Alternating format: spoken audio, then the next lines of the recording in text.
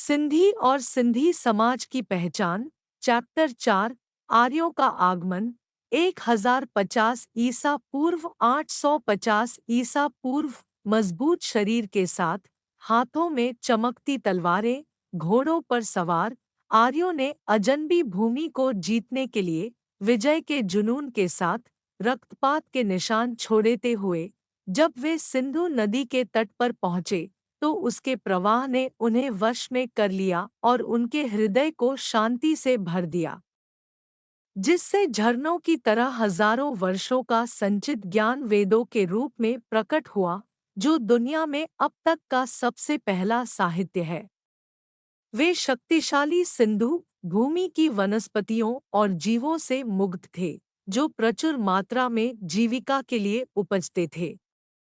ऋग्वेद में सिंधु के प्रति उनके मोह और आराधना का वर्णन इस प्रकार किया गया है। अविरल, अपरिवर्तनीय, प्रबल प्रवाह वाले, पराक्रमी सिंधु, पहाड़ और मैदानों से आप पानी का महान विस्तार लाते हैं, गर्जना के साथ बिजली लाते हैं।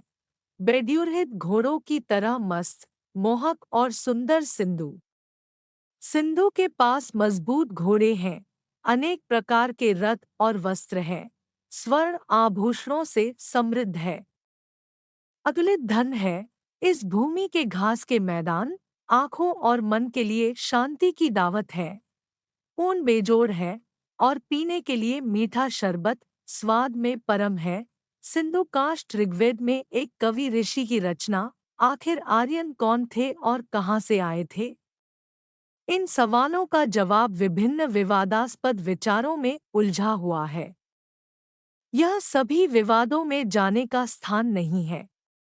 व्युत्पन्न रूप से आर्य का अर्थ परिष्कृत या सुसंस्कृत है। तथ्य यह है कि एक जनजाति या लोगों का समूह दूसरे को अधीन करने के लिए काफी मजबूत है। विजेता अन्य सभी मामलों में भी खुद को श्रेष्ठता प्रदान करता है और यह विजित लोगों को गुलाम बनाने के लिए एक वैध कारण के रूप में कार्य करता है।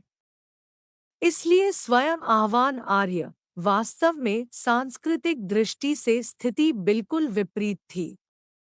सिंधु घाटी के मूल निवासी अत्यधिक सुसंस्कृत समाज के थे, जबकि आक्रमणकारियों ने केवल लड़ाई में उत्कृष्ट प्रदर्शन किया।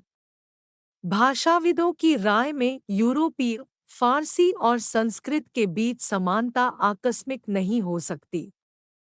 यह अधिक संभव है कि इन भाषाओं के पूर्वज एक ही हों। विशेषज्ञों की काफी शोध के बाद यह बात सच साबित हुई है। यह हमें एक तार्किक निष्कर्ष की ओर ले जाता है कि इतने विविध स्थान के निवासी सुदूर अतीत में किसी समय एक क्षेत्र में रहते होंगे। इस बिंदु से सदियों से समूह भोजन की तलाश में विभिन्न स्थानों पर चले गए होंगे। समय सीमा इतनी विशाल है कि विशाल भूभाग के आर पार प्रवासन के तथ्य से इनकार नहीं किया जा सकता है।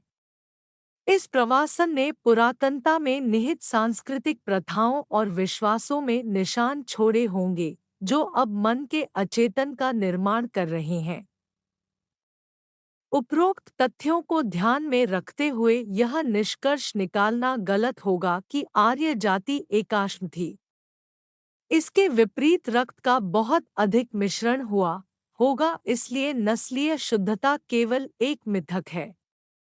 जो बात कुछ निश्चितता के साथ कही जा सकती है, वह यह है कि वे जंगी घुमक्कड़ कबीले थे, जिन्होंने भूमि के विशाल हिस्सों का उपनिवेश किया।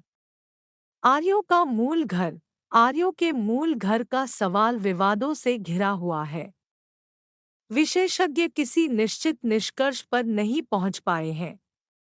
प्राचीन संस्कृत, ग्रीक और फारसी ग्रंथों में अक्सर मेरु पर्वत का उल्लेख मिलता है, जिसकी चोटियां हमेशा बर्फ से ढकी रहती हैं। लेकिन कोई भी इसकी सही लोकेशन का पता नहीं लगा पाया है। लंबे समय तक इतिहासकारों का मानना था कि आर्यों का मूल घर मध्य एशिया था। महान संस्कृत विद्वान और सबसे पहले भारतीय राष्ट्रवादी नेता बाल गंगाधर तिलक ऋग्वेद में वर्णित सितारों की स्थिति के संबंध में की गई गणना के आधार पर इस निष्कर्ष पर पहुँचे कि प्राचीन आर्य आर्कटिक क्षेत्र में रहते थे और यह उनकी मूल मातृभूमि थी। कुछ लोग आर्यों को भारत के मूल निवासी मानते हैं, जहाँ से वे फारस और अन्य स्थानों में फैल गए। इसके समर्थन में कोई ठोस साक्ष्य प्रस्तुत नहीं किया जाता है। यह किसी भी संदेह से परे है कि एशिया और यूरोप के विशाल स्थानों में फैले प्रवासन और पार प्रवासन की एक प्रक्रिया सदियों से चली आ रही है, जो अतीत में पुरातनता तक फैली हुई है। यह निश्चित है कि सभी आर्य स्थल मार्ग से भारत नहीं आए थे। उनमें से कुछ समुद्री मार्ग से भी उतरे। तरसु आर्यों के समुद्री मार्ग से आने की सूचना है।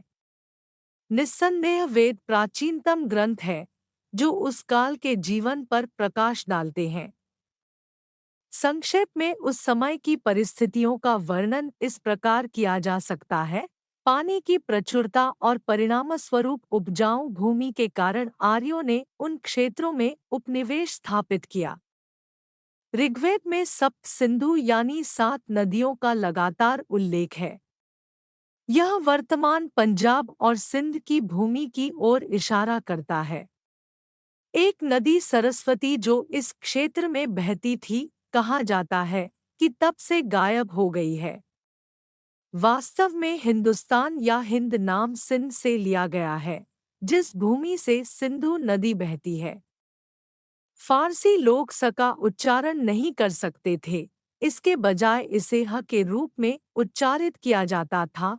फलस्वरूप सिंध की भूमि में रहने वाले लोगों को हिंदू कहा जाता था।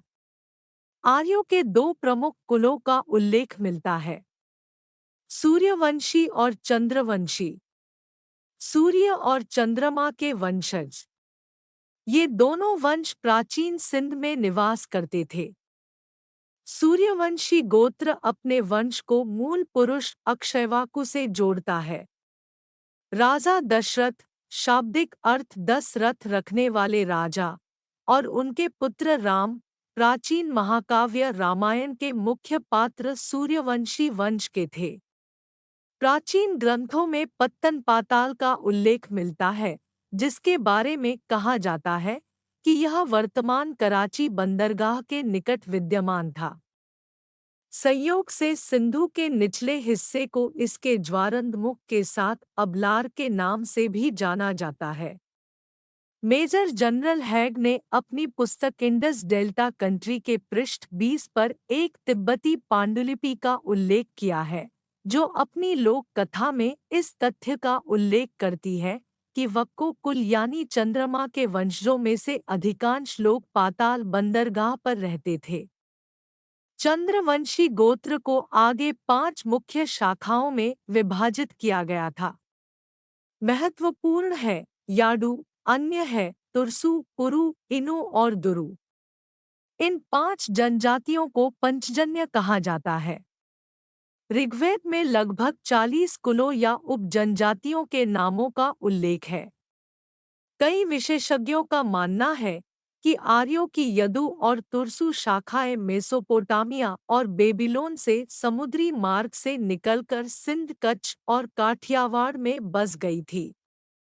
कृष्ण एक अन्य प्राचीन महाकाव्य महाभारत के प्रसिद्ध नायक यदुवंशी थे और सिंध, काठियावाड़ और कच्छ के सम्मा शासक एक ही कबीले के वंशज माने जाते हैं। प्राचीन आर्यों की जीवन शैली। आर्यों ने परिवार की मातृसत्तात्मक संस्था को पीछे छोड़ दिया था और उनके द्वारा परिवार की पितृसत्तात्मक व्यवस्था का पालन किया गया था। परिवार के मुखिया ने सारी शक्ति का इस्तेमाल किया। स्त्री की स्थिति अभी गिरी नहीं थी। विस्तारित संयुक्त परिवार अस्तित्व में थे। व्यक्ति की स्थिति उसके पालतू जानवरों पर निर्भर थी। अपनी और अपने पशुओं की रक्षा के लिए दीवारें बनाई गई और उस दीवार को गोत्र कहा गया।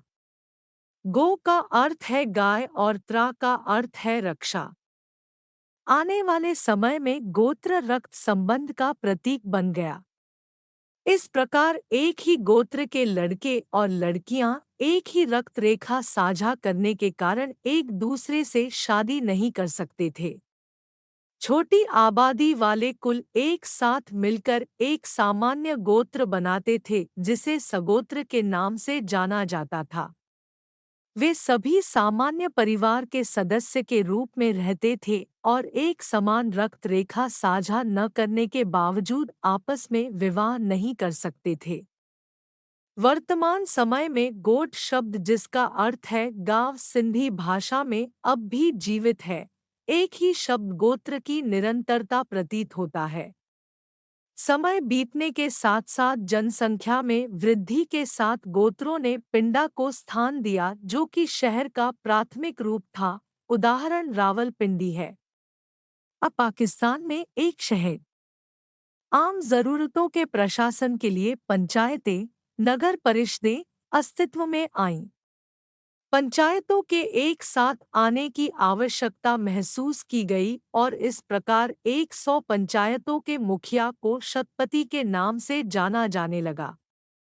पुर को किला कहते हैं। सुरक्षा और प्रशासन की सीट के लिए कई किलेपुर अस्तित्व में आए और स्थानीय विधानसभाएं अस्तित्व में आई और विशाल क्षेत्र उनके द्वारा प्रशासित होने लगे। इस प्रकार लोकतंत्र का एक प्रारंभिक रूप उभरा। वेदों में पन्नी नामक एक जनजाति का उल्लेख है। वे उस समय के सिंध के निवासी कहे जाते हैं। वे प्राचीन दुनिया के व्यवसायी थे और उनके सभी संपर्क थे। समय बीतने के साथ उनकी धन शक्ति के साथ वे सभी शक्तिशाली हो गए और उनकी भाषा फोनीशियन प्राचीन दुनिया की भाषाई फ्रैंका बन गई। शायद वे वर्तमान सिंध वार की वैश्विक नेटवर्क की श्रृंखला की पहली कड़ी है। यह एक अभिलिखित तथ्य है कि प्राचीन यूनानी महीन मलमल को सिंडन कहते थे। समय बीतने के साथ जैसे जैसे जनसंख्या बढ़ती गई और नई जनजातियों ने इन विशाल देशों में अपनी यात्रा जारी रखी, देश के आंतरिक भागों को भी उपनिवेशित किया गया। शेष अगले चैप्टर में। धन्यवाद।